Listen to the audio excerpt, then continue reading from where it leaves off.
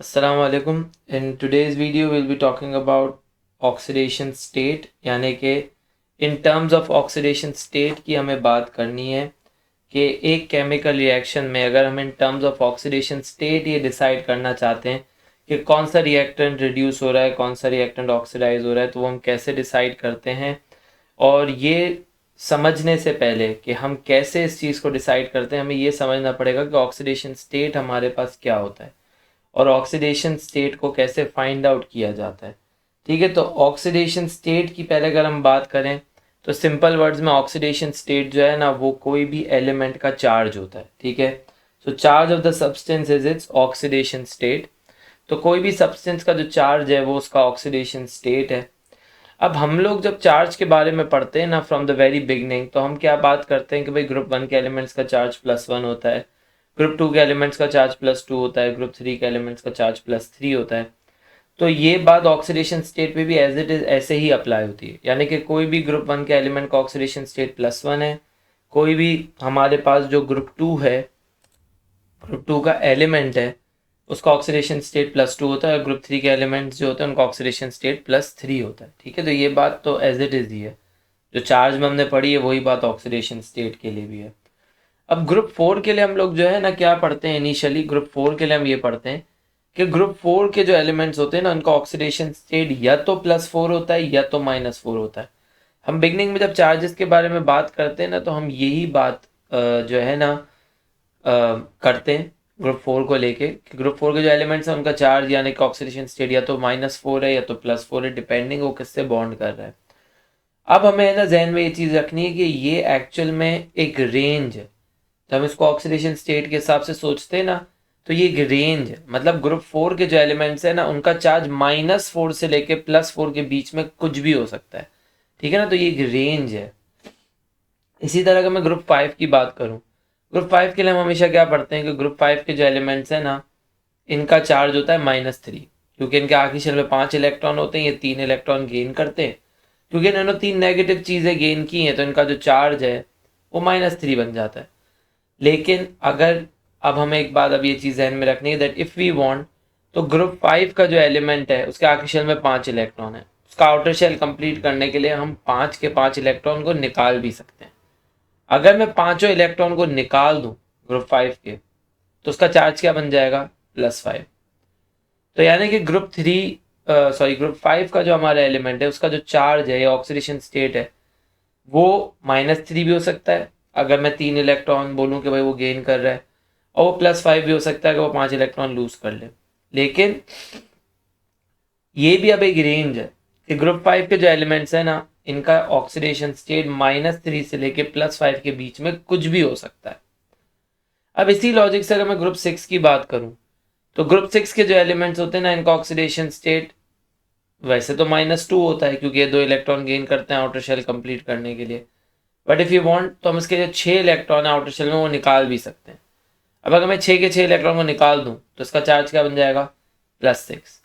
तो मतलब ग्रुप 6 के एलिमेंट्स जो है उनका चार्ज यानी कि उनका ऑक्सीडेशन स्टेट वो -2 से लेके +6 के बीच में कुछ भी हो सकता है।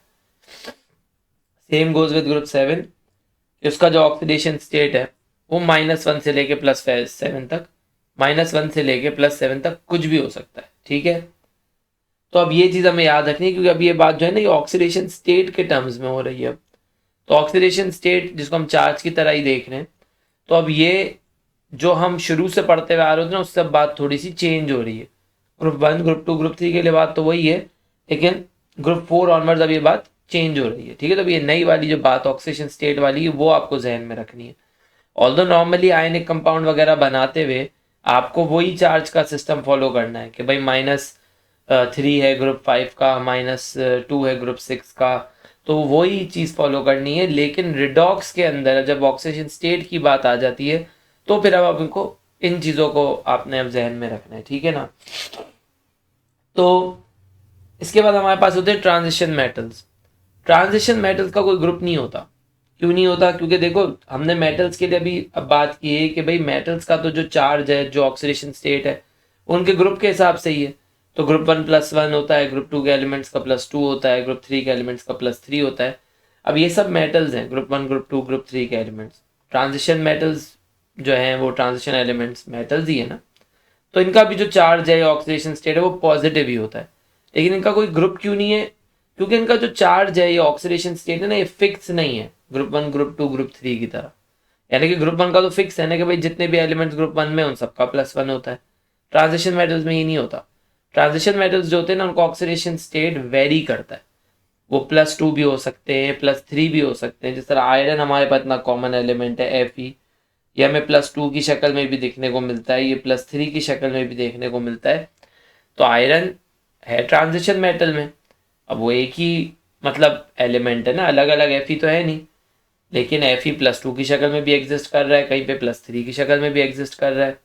तो ये हर ट्रांजिशन मेटल की कहानी है कि उनका जो ऑक्सीडेशन स्टेट होता है ना वो वेरी करता है, लेकिन जो भी होगा वेरी करके होगा पॉजिटिव में। इस तरह कोई भी ट्रांजिशन मेटल नेगेटिव चार्ज नहीं रख सकता अपने ऊपर, उसमें नेगेटिव ऑक्सीडेशन स्टेट नहीं होता। ट्रांजिशन मेटल हो या कोई भी मेटल हो, मेटल का ऑक्सीडेशन स्टेट हमेशा पॉजिटिव ही होता है। तो जो ट्रांजिशन मेटल्स होते हैं they have variable oxidation state, तो वो वेरी कर सकते हैं, +1 +2 +7 तक भी जाते हैं, तो वेरी कर सकते हैं लेकिन होते पॉजिटिव में ही। ठीक है ना। अब हमारे पास वैसे तो ये मैंने आपको बता दिया कि भाई देखो इस ग्रुप का एलिमेंट है तो ये ऑक्सीडेशन स्टेट है, ये है। दो एलिमेंट्स हमारे पास ऐसे हैं जिनका ऑक्सीडेशन स्टेट जो है ना वो फिक्स है, यानी कि उनका ऑक्सीडेशन स्टेट कुछ और होता नहीं है, फिक्स है, भले वो जिस भी ग्रुप से बिलोंग करते हैं। दो एलिमेंट्स ऐसे हैं जिनका ऑक्सीडेशन स्टेट फिक्स है, बहुत कॉमन एलिमेंट्स हैं, जगह जगह इनका ऑक्सीडेशन स्टेट की बात आ जाती है, लेकिन इनके अंदर एक दो जगह एक्सेप्शंस हैं। ठीक है, जिसमें सबसे पहले हम बात करेंगे हाइड्रोजन की। हाइड्रोजन का ऑक्सीडेशन स्टेट हर जगह, हाइड्रोजन जो है ना इसका ऑक्सीडेशन स्टेट हर जगह पे +1 होता है, हर जगह पे। लेकिन एक जगह ऐसी है जहां पे हाइड्रोजन +1 नहीं होता।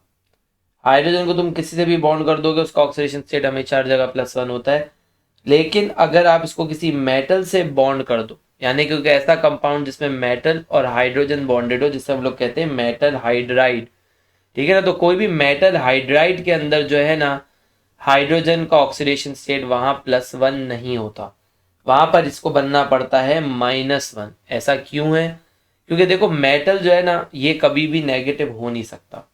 तो अगर हाइड्रोजन की जिद है कि भाई मेटल से ही बॉन्ड करना है, जैसे कि सोडियम हाइड्राइड हो गया, तो भाई मेटल तो क्लियर कर देता है कि भाई मैं तो नेगेटिव हो नहीं सकता। और अगर दो एटम आपस में कंबाइन कर रहे हैं, बॉन्ड बना रहे हैं, तो उनमें से एक को पॉजिटिव और दूसरे को नेगेटिव होना पड़ता है। तो मेटल तो नेगेटिव हो नहीं सकता, क्लियर कर चुका है, तो मेटल को ही पॉजिटिव होना पड़ता है। ठीक है, मतलब मेटल ही पॉजिटिव रहता है। हाइड्रोजन को जो है ना फिर वहां पे मजबूरन नेगेटिव होना पड़ता है, क्योंकि दो पॉजिटिव या दो नेगेटिव एक दूसरे के साथ बॉन्ड नहीं करेंगे, एक पॉजिटिव और एक नेगेटिव बॉन्ड करेगा। तो मेटल हमारे पास जो है ना ये पॉजिटिव है, ठीक है, फिक्स है। तो इसके साथ बॉन्ड करने के लिए हाइड्रोजन को नेगेटिव बनना पड़ता है, तो हाइड्रोजन यहाँ पर होता है -1। तो ये एक एक्सेप्शन है, वरना हाइड्रोजन हर जगह +1 है। ठीक है, दूसरा हमारा एलिमेंट है ऑक्सीजन। ऑक्सीजन का भी ऑक्सीडेशन स्टेट फिक्स है, -2। ऑक्सीजन हर जगह पे -2 है, लेकिन ये दो जगह एक्सेप्शन शो करता है। पहली जगह जब ऑक्सीजन जो है ना ये फ्लोरीन के साथ बॉन्ड हो, तो ये है हमारे पास ऑक्सीजन डाइफ्लोराइड। फ्लोरीन जो है ना ये पीरियोडिक टेबल का सबसे नेगेटिव एलिमेंट है, यानी कि फ्लोरीन जो है ना ये -1 के अलावा और कुछ हो ही नहीं सकता। फ्लोरीन हमेशा -1 होता है। अब ऑक्सीजन की जिद है कि भाई फ्लोरीन से बॉन्ड करूंगा, तो फ्लोरीन तो बोल चुका है भाई मैं -1 के अलावा कुछ हो नहीं सकता। और यहाँ पे दो फ्लोरीन, एक फ्लोरीन का अगर -1 है तो दो फ्लोरीन का -2 हो जाएगा टोटल। अब इस -2 को अगर जीरो करना है, क्योंकि देखो कोई भी मॉलिक्यूल होता है ना, कोई भी मॉलिक्यूल, जैसे एक कंपाउंड है OF2 उसका मॉलिक्यूल है ये, कोई भी जो मॉलिक्यूल होता है ना ये हमेशा न्यूट्रल होता है, मॉलिक्यूल का कोई चार्ज नहीं होता। OF2 इसके ऊपर यहाँ पे कोई चार्ज नहीं है, जीरो चार्ज है। कोई भी मॉलिक्यूल होता है ना H2O मॉलिक्यूल है, इसके ऊपर चार्ज के जीरो। हर मॉलिक्यूल न्यूट्रल होता है। वो इसीलिए न्यूट्रल होता है क्योंकि हर मॉलिक्यूल में जो भी एटम्स आपस में कंबाइंड है उनमें एक पॉजिटिव होता है और एक नेगेटिव होता है, कंबाइन होके ये न्यूट्रल हो जाते हैं। ठीक है ना, तो OF2 में फ्लोरीन तो बोल चुका है भाई मैं -1 के अलावा कुछ नहीं होगा, और ऊपर से यहाँ दो फ्लोरीन है, तो दो फ्लोरीन का चार्ज टोटल बनता है -2। तो इस -2 को 0 करने के लिए ऑक्सीजन को +2 बनना पड़ेगा, क्योंकि और कोई ऑप्शन नहीं है, एक को पॉजिटिव और एक को नेगेटिव होना पड़ेगा। तो ऑक्सीजन जो है ना यहाँ पर इस वजह से +2 बन जाता है। ऑक्सीजन +2 बनेगा और फ्लोरीन के दो जो नेगेटिव यहाँ पे एटम है, ईच वन इज -1, तो दो जो है वो हो गए -2, तो +2 -2 को अगर आप ऐड करो तो क्या बनता है 0। तो इस वजह से ऑक्सीजन यहाँ पर -2 नहीं होता, OF2 में ऑक्सीजन +2 होता है। दूसरी जगह जब हम देखते हैं कि ऑक्सीजन जो है वो एक एक्सेप्शन शो करता है, वो हाइड्रोजन परऑक्साइड में करता है, H2O2 में। हाइड्रोजन परऑक्साइड H2O2, यहाँ पे हाइड्रोजन तो बाकी हर जगह फिक्स ही है ना, तो हाइड्रोजन यहाँ भी फिक्स है कि +1 है, वो तो सिर्फ मेटल के साथ -1 है ना, और हाइड्रोजन हर जगह +1 है। अब यहाँ पे दो हाइड्रोजन है, एक हाइड्रोजन +1 है, तो दो हाइड्रोजन का मतलब क्या हुआ, टोटल चार्ज +2। अब इस +2 को 0 करना है अगर मुझे, तो मुझे यहाँ -2 चाहिए, और यहाँ पर है दो ऑक्सीजन, दो ऑक्सीजन मिलकर -2 एक ही तरीके से कर सकते हैं कि यहाँ पे ईच ऑक्सीजन का चार्ज जो है ना वो -1। अगर एक ऑक्सीजन का चार्ज -1 होगा तो ही तो दो ऑक्सीजन का चार्ज -2 होगा, और यहाँ दो हाइड्रोजन्स थे जिनकी वजह से बनेगा +2, तो +2 -2 ऐड करेंगे तो 0 हो गया। यानी कि यहाँ पे हर ऑक्सीजन -1, तो ऑक्सीजन वैसे हर जगह -2 होता है, ये जो दो जगह मैंने आपको बताई इन जगहों पे ये दोनों में एक्सेप्शन है कि OF2 में ऑक्सीजन जो है वो +2 है और H2O2 में ऑक्सीजन जो है वो -1 है। तो बस ये हमारे पास एक्सेप्शन हैं जो हमें याद रखनी है, ऑक्सीजन के केस में भी और हाइड्रोजन के केस में भी, ठीक है ना। अभी तक हमने जो बात की वो सिर्फ ये है कि ऑक्सीडेशन स्टेट होता क्या है, ठीक है ना। ऑक्सीडेशन स्टेट कैसे फाइंड आउट किया जा सकता है इसके बारे में बात होगी। फिर ये बात होगी कि in terms of oxidation state जो है हम कैसे डिसाइड करेंगे कि हमारे पास एक केमिकल रिएक्शन में कौन ऑक्सीडाइज हो रहा है और कौन रिड्यूस हो रहा है। ऑक्सीडेशन स्टेट कैलकुलेट करने का क्या तरीका है, how to calculate oxidation state of an element. आपको कोई भी मॉलिक्यूल मिल जाए, जैसे यहाँ पे H2SO4 है और ये बोला है find the oxidation state of sulphur, तो इस H2SO4 में अगर मैं सल्फर का ऑक्सीडेशन स्टेट फाइंड आउट करना चाहता हूं तो मैं कैसे करूंगा।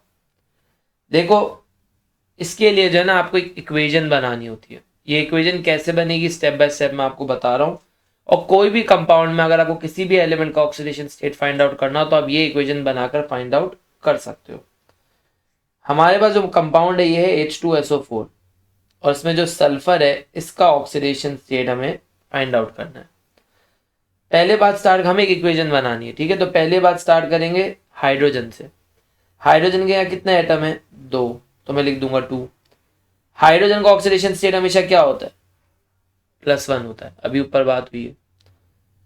तो मैं इसके नंबर ऑफ एटम यानी कि 2 को हाइड्रोजन के ऑक्सीडेशन स्टेट से मल्टीप्लाई कर दूंगा जो कि है +1। हाइड्रोजन की यहाँ कहानी हो गई खत्म, ठीक है ना। अगला एलिमेंट हमारा है सल्फर। यहाँ सल्फर के कितने एटम है, 1। हमें सारे ऑक्सीडेशन स्टेट्स को ऐड करना है, ठीक है।